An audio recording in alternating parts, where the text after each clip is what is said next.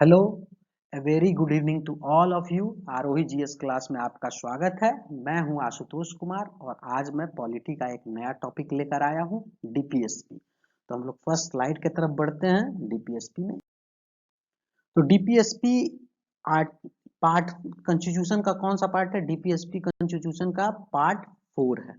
ठीक है, पार्ट 4 है और आर्टिकल पार्ट 4 हो गया और आर्टिकल 36 टू 51 डीपीएसपी से पहले क्या है कि 12 टू 35 इसमें फंडामेंटल राइट डील किया गया है।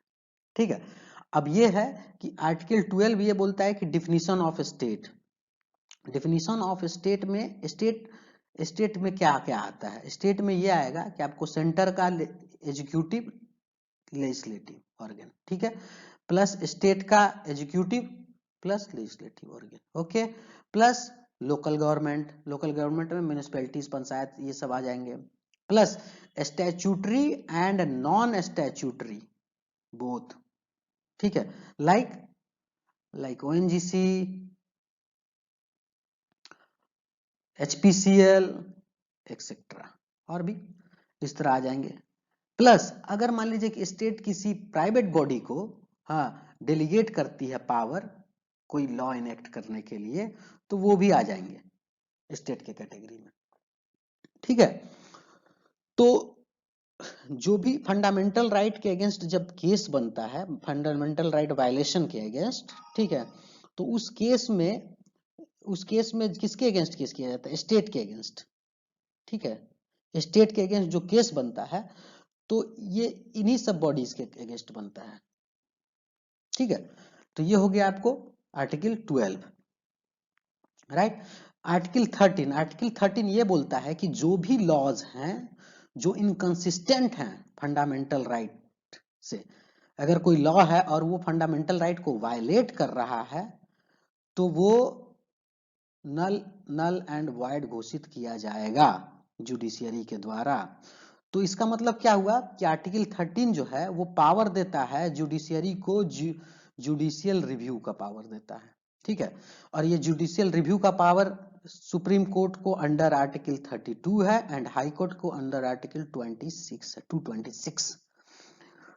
32 जो है वो इटसेल्फ है फंडामेंटल राइट है, ये आपको पता है। और ये क्या है? Right to constitutional remedies, constitutional remedies.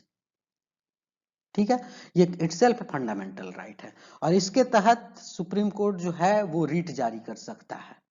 और रीट होता है 5 तरह का, हैबस कॉर्पस, ठीक है, क्यो वारंटो, मैंडेमस, सर्सियोरारी। तो हम जो पांचों तरह का रीट है वो हम नेक्स्ट लेक्चर में डिस्कस करेंगे। ठीक है, हाईकोर्ट को क्या कहते हैं, ये चीज जो रीट का पावर है वो अंडर आर्टिकल 226 है। 226 से हाईकोर्ट को, हाईकोर्ट भी रीट जारी कर सकता है। ठीक है, तो ये रीट जारी करने का पावर जो है सुप्रीम कोर्ट और हाई कोर्ट दोनों का है। मतलब ये सुप्रीम कोर्ट का एक्सक्लूसिव पावर नहीं है, हाई कोर्ट का भी पावर है। लेकिन यहां पर एक चीज देखिएगा आप कि यहां पर अगर रीट जारी करना है, अगर किसी का फंडामेंटल राइट वायलेट हो रहा है तो वो डायरेक्ट सुप्रीम कोर्ट को भी अप्रोच कर सकता है, हाई कोर्ट को भी अप्रोच कर सकता है। ठीक है, फंडामेंटल राइट वायलेट होगा अगर आपका, तो आप सुप्रीम कोर्ट को भी अप्रोच कर सकते हैं, हाई कोर्ट को भी अप्रोच कर सकते हैं। अगर आपका लीगल राइट या कोई और राइट वायलेट होता है तो आप डायरेक्ट सुप्रीम कोर्ट को अप्रोच नहीं कर सकते हैं, थ्रू अपीलेट जाना पड़ेगा, अपील के बाद जाना पड़ेगा। मतलब हाई कोर्ट में जाइए पहले, यहाँ से अपील होगा, हाँ, तो यहाँ से सर्टिफाई करवाइए कि this case fit for supreme court and then जाइए। तो ये अपीलेट जुरिस्डिक्शन हुआ सुप्रीम कोर्ट का। ठीक है, लेकिन फंडामेंटल राइट अगर वायलेट हुआ है तो वो आप डायरेक्ट सुप्रीम कोर्ट जा सकते हैं। मतलब क्या कहते हैं, सुप्रीम कोर्ट आप डायरेक्ट जा सकते हैं, उसमें क्या कहते हैं, ये नहीं है कि आपको थ्रू अपील जाना पड़ेगा। यहां तक समझ गए आप बात? ठीक है, डीपीएसपी का कोई ऑफिशियली क्लासिफिकेशन नहीं किया गया है, हाँ, उसको हम लोग अपने स्टडी के हिसाब से socialistic, Gandhian and liberal intellectual 3 category में डिवाइड करते हैं। सोशलिस्टिक डीपीएसपी वैसे डीपीएसपी को बोलते हैं जो कि इंडिया को एक वेलफेयर स्टेट का बनाने का कॉन्सेप्ट जो है देता है। ठीक है, वेलफेयर स्टेट। कुछ डीपीएसपी ऐसे हैं, हाँ, जो कि ये बताते हैं कि वेलफेयर स्टेट कैसे बनाया जाए, सोशलिस्टिक, उनको सोशलिस्टिक नेचर में रखते हैं। तो जैसे क्या है, जैसे आर्टिकल 38, 39, ठीक है, और भी आर्टिकल है 39A, ये सब क्या है कि ये सोशलिस्टिक व्यू को बढ़ावा देते हैं। जैसे ये सब आर्टिकल्स में क्या क्या है, मतलब कुछ हम अगर डिस्कस करें तो जैसे prevention of concentration of wealth, wealth को एकत्र नहीं करने देना है भाई, ठीक है, किसी एक प्राइवेट इंडिविजुअल के पास। तो ये क्या हुआ, ये हुआ कि सोशलिस्टिक पैटर्न ही हुआ। उसके बाद और क्या है, equal pay for equal work, equal pay for equal work. ये क्या हुआ कि for both men and women, economic justice, है ना। और क्या हुआ कि पुअर लोग को फ्री लीगल एड देना है, राइट, फ्री लीगल एड देना है। Healthy condition, healthy healthy condition for children, healthy environment बोलिए, एनवायरनमेंट फॉर चिल्ड्रेन, उनके डेवलपमेंट के लिए, ठीक है। इस तरह के और भी आर्टिकल हैं जिसमें बहुत सारा पॉइंट अलग अलग फॉर्म में रखा हुआ है जो कि सोशलिस्टिक पैटर्न को बढ़ावा देते हैं। क्लियर। गांधीयन क्या है, गांधीयन जैसे आर्टिकल 40 में है, बोलता है कि लोकल गवर्नमेंट को बढ़ावा देना है, लोकल गवर्नमेंट को, मतलब गांधीयन का सोच क्या था कि लोकल गवर्नमेंट को ज्यादा पावर दीजिए, तो हम लोगों ने दिया। 73rd and 74th constitutional amendment act लाया 1992 में, और इसके तहत हम लोगों ने क्या किया कि 3 टायर गवर्नमेंट का निर्माण कर दिया, ठीक है, और पंचायत और म्यूनिसिपैलिटीज बनाया। तो ये गांधीयन विजन को बढ़ावा दे रहा है। और क्या था गांधीयन विजन, गांधीयन विजन ये भी था कि इंटॉक्सिकेंट्स को रोकना है, अल्कोहल कंजम्पशन रोकना है, ठीक है, काउ स्लॉटर को रोकना है। तो जो गवर्नमेंट जो पॉलिसीज बनाती है, हाँ, अगर डीपीएसपी को मतलब ध्यान में रखते हुए गवर्नमेंट अगर पॉलिसीज बनाती है तो वो इस तरह का लॉज बनाएंगी, रेगुलेशंस बनाएगी जो इन सब चीजों को बढ़ावा देगा, ठीक है। जैसे गांधीयन ये भी था, कॉटेज इंडस्ट्री को बढ़ावा देना है, स्मॉल स्केल इंडस्ट्रीज को बढ़ावा देना है, ये सब गांधीयन वाले में आएगा। लिबरल इंटेलेक्चुअल क्या हुआ, लिबरल इंटेलेक्चुअल थोड़ा वेस्टर्न फिलॉसफी है, वेस्टर्न फिलॉसफी। इसमें क्या है, यूसीसी को रख सकते हैं हम लोग, uniform civil code, uniform civil code को रख सकते हैं। और क्या रख सकते हैं, और इंटरनेशनल 51 आर्टिकल में है, ये तो 44 में है, यूसीसी 44 में है, ठीक है। 51 में है international peace and security, international peace and security हो गया। उसके बाद 50 में है, क्या है, सेपरेशन ऑफ पावर, किसका भाई, तो एग्जीक्यूटिव को जुडिशियरी से अलग रखना है, ठीक है। तो ये हो गया एक तरह से लिबरल इंटेलेक्चुअल। तो इस तरह करके हम लोगों ने डिवाइड कर दिया है स्टडी के लिए, ठीक है। अब हम लोग नेक्स्ट स्लाइड की तरफ बढ़ते हैं। नेक्स्ट स्लाइड हमारा, तो डीपीएसपी स्टडी करने के लिए हम लोगों को कुछ अमेंडमेंट्स भी जानना जरूरी है। अब अमेंडमेंट क्या था, 24th कॉन्स्टिट्यूशनल अमेंडमेंट एक्ट 1971 में आया था। इस इस इस अमेंडमेंट में, इसमें जो है वो पार्लियामेंट जो है वो गोलकनाथ केस में जो सुप्रीम कोर्ट का डिसीजन आया था उसको सुपरसीड करके ये अमेंडमेंट दिया था, ठीक है। तो पार्लियामेंट ने ये बोला था कि अगर डीपीएसपी को इम्प्लीमेंट करने के लिए पार्लियामेंट कोई लॉ पास करती है और उस लॉ के तहत क्या होता है कि फंडामेंटल राइट एब्रीज होता है या टेकन अवे होता है, फंडामेंटल राइट को इन्फ्रिंज करता है वो लॉ, तो वो उसको हम लोग ऑन द बेसिस ये कि भाई फंडामेंटल राइट इन्फ्रिंज कर रहा है, कोर्ट नहीं जा सकते हैं, हाँ, कोर्ट को अप्रोच नहीं कर सकते हैं और उसको नल एंड वॉइड नहीं घोषित किया जा सकता है, ठीक है। और उसमें ये बोला गया कि ऐसा जो अमेंडमेंट है जो अंडर आर्टिकल 368 होगा उसको हम लोग आर्टिकल 13 के तहत लॉ नहीं मानेंगे, ये बोला गया, ठीक है, तो हम लोग इससे पहले देखते हैं कि गोलकनाथ केस था क्या, गोलकनाथ जजमेंट क्या था। गोलकनाथ जजमेंट आया था 1967 में। हुआ यूं था कि उस समय पंजाब का जो है, पंजाब गवर्नमेंट जो है वो एक लॉ पास की थी। ठीक है, पंजाब गवर्नमेंट ने एक लॉ पास किया था और उस लॉ का क्या नाम था, एक एक्ट था कि Punjab security of land tenure act 1953 में पास किया। ठीक है, तो 1953 में पास किया गया और इसमें इसके 10 साल बाद अप्रोक्सीमेटली 1964 में 17th कॉन्स्टिट्यूशनल अमेंडमेंट एक्ट जब हुआ था, तो इस एक्ट के तहत क्या किया गया था कि इस कॉन्स्टिट्यूशनल अमेंडमेंट एक्ट के तहत इस एक्ट को जो है वो 9th शेड्यूल में डाल दिया गया। अब 9th शेड्यूल का क्या कहानी है कि 9th शेड्यूल का है कि फर्स्ट कॉन्स्टिट्यूशनल अमेंडमेंट एक्ट हुआ, उसमें 9th शेड्यूल आया गया। ठीक है, 9th शेड्यूल में ये बोला गया कि अगर कोई भी लॉ रेगुलेशन, कोई भी लॉ रेगुलेशन उसको हम लोग 9th शेड्यूल में डाल दें, ठीक है, तो उस पर जुडिशियल रिव्यू नहीं होगा, या मतलब स्क्रूटनी नहीं हो सकता है जुडिशियरी के द्वारा। ये 9th शेड्यूल में था। ठीक है, फर्स्ट कॉन्स्टिट्यूशनल अमेंडमेंट एक्ट में आर्टिकल 31 में भी ऐड किया गया था ए एंड बी। ठीक है, 31 जो था वो भी क्या था, वो भी था एक्विजिशन ऑफ प्रॉपर्टी से रिलेटेड। ठीक है, 31A में 5 लॉ लाए गए थे और इस 5 लॉ में जो मेनली रिलेटेड था ये था कि इसका मतलब था क्या कि saving of laws, saving of laws, law को सेव कर रहा था। क्यों? फॉर एक्विजिशन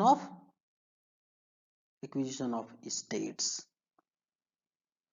इसके तहत 5 लॉ लाया गया और भी अलग अलग था। ठीक है, मोस्ट इंपॉर्टेंट मतलब मेन पॉइंट इसका ही था कि सेविंग, ये एक्विजिशन ऑफ स्टेट में ये उस लॉ को सेव करेगा। ठीक है, तो इस सबको हम लोग किस में डाल रहे थे, फंडामेंटल राइट वाले पार्ट 3rd में डाल रहे थे। हालांकि ये एक्सेप्शन था लेकिन सब लोग पार्ट 3rd में ही आ रहा था। बी में लिखा हुआ था ये बात कि जो भी चीज 9th शेड्यूल में डाला जाएगा, 9th शेड्यूल में जो भी एक्ट डाला जाएगा, रेगुलेशन डाला जाएगा, उस पर स्क्रूटनी नहीं होगी, सिंपल शब्द में। तो ये दोनों जो जोड़ा गया वो किस आर्टिकल के, ये क्या कहते हैं, फर्स्ट कॉन्स्टिट्यूशनल अमेंडमेंट एक्ट के तहत जोड़ा गया। अब केस ऐसा था कि गोलकनाथ जी जो थे अपने, गोलकनाथ ये जो थे ये जमींदार थे पंजाब के। ओके, इनके पास अप्रोक्सीमेटली 500 एकड़ की जमीन थी। अब पंजाब गवर्नमेंट ने बोला कि अगर 30 एकड़ से ज्यादा है आपके पास जमीन तो वो सरप्लस घोषित कर दिया जाएगा और जमीन छीन लिया जाएगा आपसे। ठीक है, तो जब ऐसा केस आया तो गोलकनाथ जी ने 1967 में एक केस किया, Golaknath versus state of Punjab. ठीक है, Golaknath versus state of Punjab. और इसमें यह बोला गया, ठीक है, इनका कहना था पहला चीज ये कहना था कि सबसे पहली बात कि पार्लियामेंट को ये पावर है, पार्लियामेंट को ये पावर है कि वो जो है वो फंडामेंटल राइट को अमेंड कर दे। फंडामेंटल राइट को जो अमेंड कर रहा है या ब्रीच कर रहा है, इसका पावर है पार्लियामेंट को। सबसे पहला क्वेश्चन ये था। दूसरा क्वेश्चन ये था कि अगर कुछ कोई अमेंडमेंट करता है 368 के तहत तो वो 13 में लॉ क्यों नहीं होगा,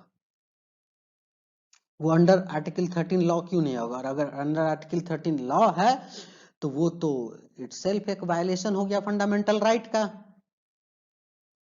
ठीक है, फंडामेंटल राइट का वायलेशन हो गया तो वो उस केस में नल एंड वॉइड क्यों नहीं हो जाएगा वो लॉ। समझ गए? तो सुप्रीम कोर्ट का जो निर्णय आया, सुप्रीम कोर्ट का निर्णय आया एक्चुअली क्या था ना कि इससे पहले दो तीन केस और भी ऐसे बहुत हुए थे। उस केस में जो इम्पोर्टेंट था वो था आपको ये क्या कहते हैं, शंकरी प्रसाद का case, Shankari Prasad versus union of India. 1951 में एक केस आया था, शंकरी प्रसाद वर्सेस यूनियन ऑफ इंडिया। और इसका मतलब बस इतना ही समझ लीजिए कि इस केस में ये बोला था, ये क्या कहते हैं, सुप्रीम कोर्ट ने कि yes, fundamental right can be amended, parliament has the power to amend fundamental right. And 1965 में एक केस और आया था जिसको हम लोग बोलते हैं Sajjan Singh versus state of Punjab. और इसमें भी यही बोला गया था कि fundamental right can be amended. तो सुप्रीम कोर्ट ने खुद ही 67 से पहले ये बात बोला कि yes, fundamental can be amended, fundamental right can be amended, parliament has the power to amend fundamental right. और अब 67 में खुद ही ये बोल रही है कि नहीं, fundamental right can not be subjected to the process of amendment. लेकिन क्या है कि सुप्रीम कोर्ट के पास ये पावर है कि सुप्रीम कोर्ट खुद के ही डिसीजन को क्या कहते हैं, मॉडिफाई कर सकती है। ठीक है, तो इसको बोलते हैं क्या, prospective over ruling of law. ठीक है, prospective over ruling of law. Supreme court ने बोला कि ठीक है, इस फंडामेंटल राइट को तो आप सुधार नहीं सकते, अगर आपको सुधारना है तो नया कंस्टिट्यूएंट असेंबली बनाइए, आप न्यू कंस्टिट्यूएंट असेंबली बनाना पड़ेगा आपको, तब आप फंडामेंटल राइट को वो कर सकते हैं, सुधार सकते हैं, अमेंड कर सकते हैं। ठीक है, तो इस गोलकनाथ जजमेंट को रिवर्स करने के लिए 24th constitutional amendment act parliament के द्वारा पास किया गया। ठीक है, अब हम लोग इसके आगे की कहानी, उसके बाद तुरंत उसके विद इन 4 मंथ एक और कॉन्स्टिट्यूशनल अमेंडमेंट एक्ट लाया गया, 25th कॉन्स्टिट्यूशनल अमेंडमेंट एक्ट। और ये भी 1971 में ही आया। और इसमें ये बोला गया कि गवर्नमेंट के पास ये अधिकार है कि वो प्राइवेट प्रॉपर्टी को एक्वायर करेगी, acquisition of private property by government, for किस लिए, फॉर पब्लिक यूज के लिए गवर्नमेंट के पास ये पावर है कि वो प्राइवेट प्रॉपर्टी को एक्वायर करेगी, लेकिन कंपनसेशन कौन डिसाइड करेगा। तो कॉन्स्टिट्यूशनल अमेंडमेंट में ये बोला गया कि कंपनसेशन जो है वो पार्लियामेंट ही डिसाइड करेगी, मतलब उसको जितना मन होगा उतना ही कंपनसेशन देगी, पार्लियामेंट को जो मन होगा। इसको लेकर आप कोर्ट भी नहीं जा सकते हैं कि हमको कंपनसेशन कम मिल रहा है, नहीं, कोर्ट के पास आप नहीं जा सकते हैं।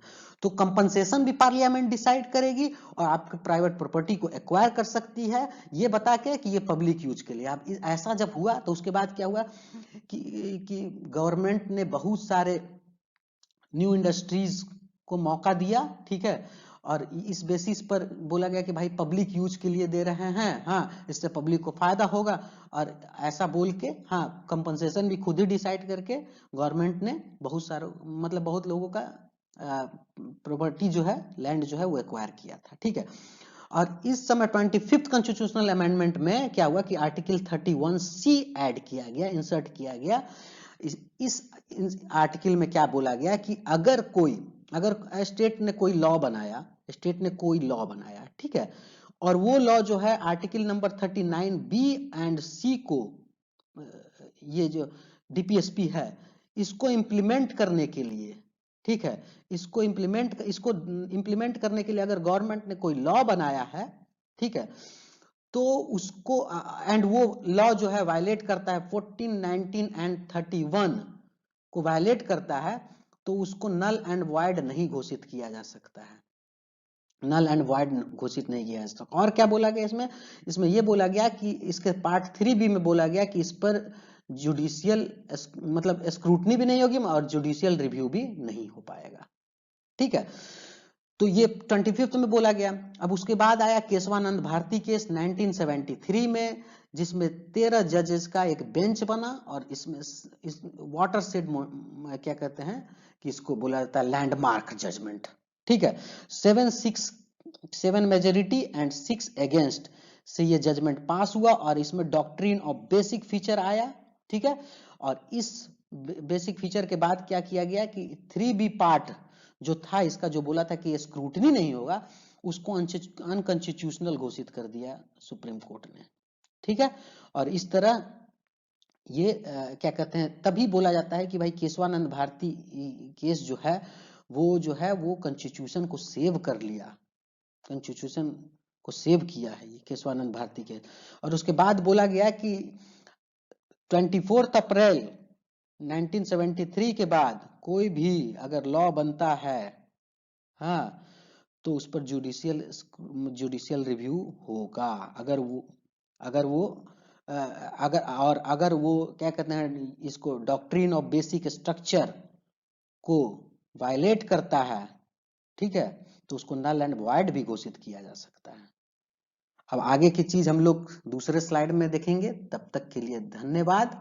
और वीडियो अच्छा लगे तो लाइक करें, शेयर करें, सब्सक्राइब करें, अपने दोस्तों को भी बताएं। और अगर आपको किसी और टॉपिक पर वीडियो आपको जानना है, किसी और टॉपिक में इंटरेस्ट है, तो कमेंट में जरूर बताएं, मैं जरूर कोशिश करूंगा कुछ पर वीडियो बना। Thank you.